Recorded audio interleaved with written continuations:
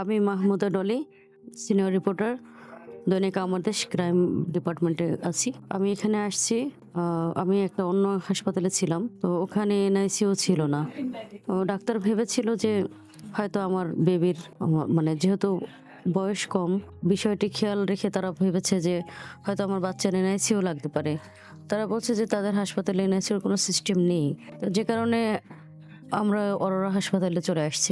এখানে আমার একটা ভালো লাগছে যে আমাদের যে এমার্জেন্সিটা ছিল সেটা হাসপাতাল মানে কর্তৃপক্ষ বুঝতে পেরেছে এবং সেভাবেই তারা ব্যবস্থা নিয়েছে। এবং আরেকটা সবচেয়ে বড় বিষয় হচ্ছে যে এখানে আসার পর দেখলাম যে এখানে সবই আছে, সব ধরনের ব্যবস্থা, সুযোগ সুবিধা সবগুলোই রয়েছে।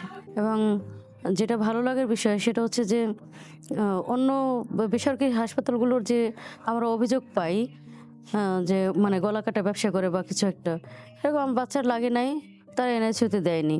এবং যন্ত্রপাতি যা কিছু আছে সবকিছুই উন্নত মানের, আধুনিক। কর্তৃপক্ষ মানে এমার্জেন্সি বুঝে যে মানে তড়িৎ গতিতে যে ব্যবস্থাটা নিয়েছে, ডাক্তার যেভাবে দৌড়ে আসছে এবং এখানকার স্টাফ, নার্স সবার আন্তরিকতা খুবই ভালো লেগেছে আমার।